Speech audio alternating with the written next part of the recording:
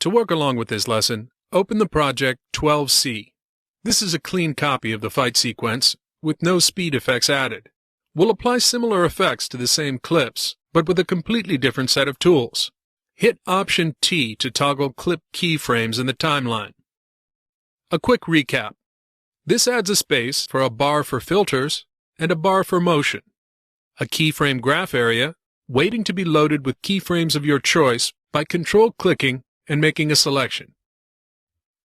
And finally, the speed indicator area. If you're not seeing one of these displays, control-click the Clip Keyframe control and make sure the area you're looking for is checked in the submenu. The speed indicator tick marks are equidistant in every clip, meaning that every clip is running at the same constant speed.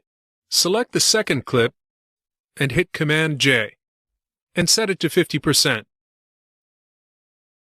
The tick marks are now further apart, indicating slow motion. Select the fourth clip and hit Command-J. Set it to 150%, and the tick marks are closer together, indicating fast motion. You can use this area to set keyframes and create speed segments within a clip and change their speed independently.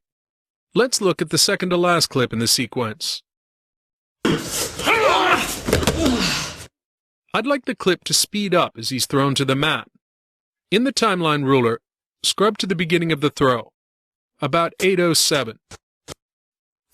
Mouse over the speed indicator, and the cursor changes to the pen tool.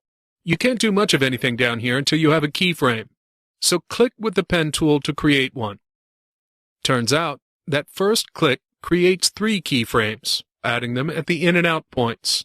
It does this to create speed segments on either side of your clip. When you mouse over a blue speed keyframe, you get crosshairs. Drag right. Note that the tick marks on the right are squashed in closer together, and the tick marks to the left spread apart. The left gets slower, and the right gets faster. And the tooltip tells you the left speed is 56, and the right is 150.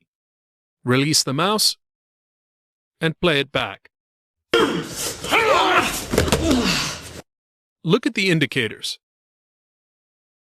Although the overall clip speed is variable, it's constant within each segment. The tick marks are equidistant on the left and equidistant on the right. Now, right-click the keyframe for a menu of options. Go down here to Speed To and Speed From Keyframe. These are like the Bezier handles on either side of a keyframe. In Speed To, select Curve to Keyframe.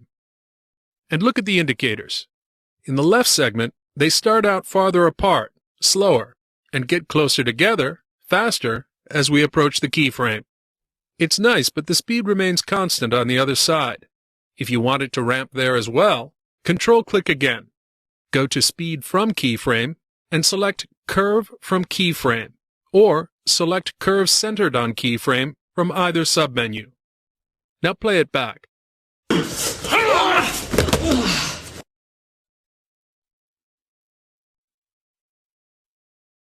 And you can add as many keyframes and speed segments as you like.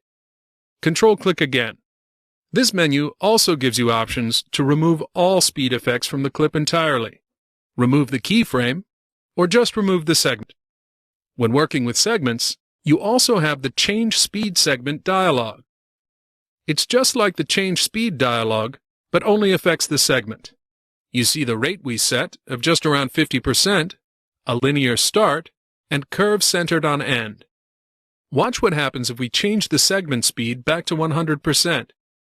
The increase in speed shortens the segment, but the next segment speed is unchanged.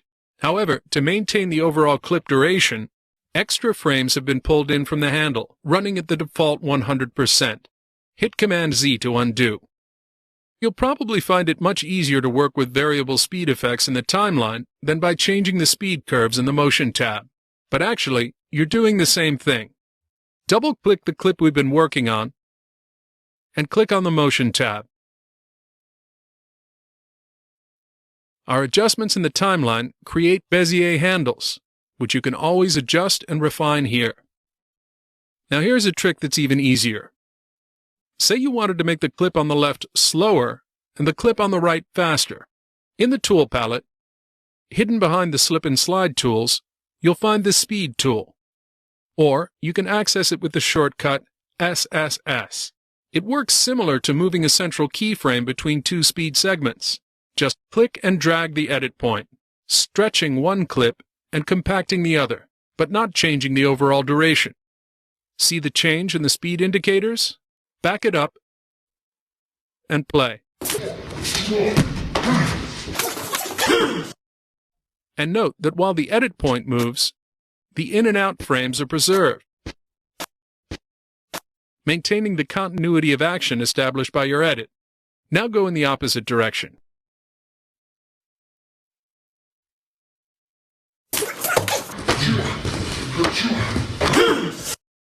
And it works on single edits as well.